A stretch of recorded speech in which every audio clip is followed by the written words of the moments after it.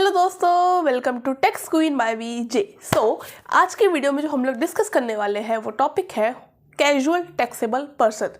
Okay, तो who is casual taxable person? Casual taxable person होता कौन है?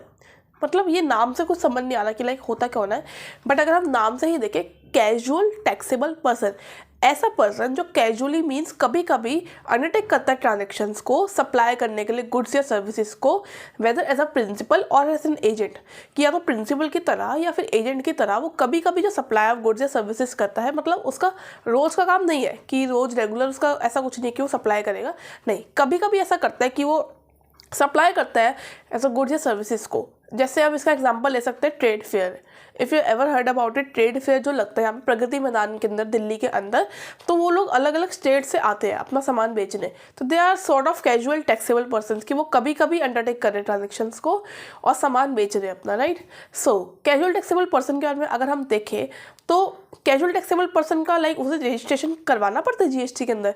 यार वो तो कभी कभी ट्रांजेक्शन कर रहा है ना, लाइक उसका रोज का तो काम नहीं है, बट उसे रजिस्ट्रेशन क्या चाहिएगा? सो आंसर इज येस, उसे चाहिए कार रजिस्ट्रेशन। उसकी टर्नओवर जितनी मर्जी हो फर्क नहीं पड़ता, उसे रजिस्ट्रेशन करवाना पड़ेगा जीएसटी के अंदर। ओके, सो सवाल ये आता है कि उसे रजिस्ट्रेशन कब कराना पड़ेगा, लाइक कितने दिन पहले कराना पड़ेगा, कितने दिन की वैलिडिटी होगी रजिस्ट्रेशन के लिए? एक बार करा ले तो चलता रहेगा क्या रजिस्ट्रेशन? ओके, सो पहला क्वेश्चन, कितने दिन पहले कराना पड़ेगा? तो कैजुअल टैक्सेबल पर्सन को 5 दिन पहले कराना पड़ेगा रजिस्ट्रेशन सर्टिफिकेट। मतलब उसे रजिस्ट्रेशन सर्टिफिकेट 5 दिन पहले लेना पड़ेगा। कब से? बिजनेस कमेंस करने से पहले। लाइक अगर मैं बिजनेस आज कमेंस करना चाहती हूँ तो मेरे को आज कमेंस करना होगा, तो मेरे को आज से पिछले 5 दिन पहले मेरे को सर्टिफिकेट होना चाहिए मेरे हाथ में। 5 दिन पहले मेरे को सर्टिफिकेट लेना पड़ेगा, तभी मैं जाके आज अपना बिजनेस कमेंस कर सकती हूँ।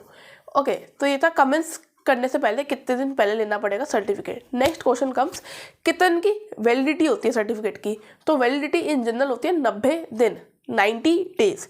90 डेज की वैलिडिटी होती है उस सर्टिफिकेट की, कि आज मैंने सर्टिफिकेट लिया तो अगले 90 दिन तक मैं अपना काम कर सकती हूँ। जो भी मेरे को सप्लाई कैजुअली टैक्सेबल पर्सन के साथ सप्लाई करनी है, आई कैन डू।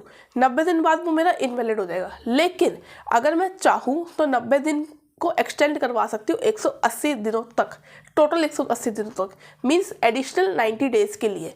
इसके लिए मेरे को एक एप्लीकेशन सबमिट करनी पड़ेगी और गवर्नमेंट से रिक्वेस्ट करके I can apply for more 90 days. तो मेरे पास दिन हो गए 180 दिन।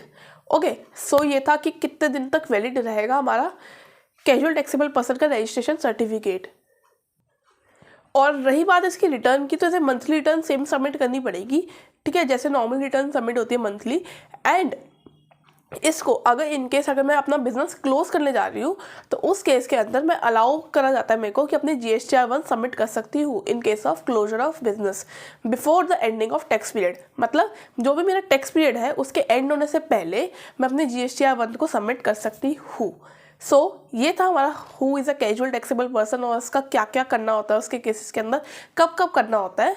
सो if you like the video, do like it and subscribe to my channel to get more videos regarding more such topics of income tax as well as GST.